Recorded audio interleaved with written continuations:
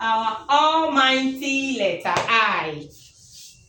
It makes the sound E in 3-letter words, in 2-letter words, and some 4-letter words. It depends. So we'll just go into it right now. E and will give you it. E and will give you is. Right?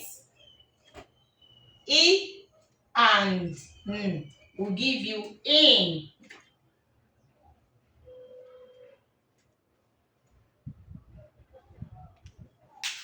Now let's check some of the 4-letter words so that you understand what I'm saying. When you do this,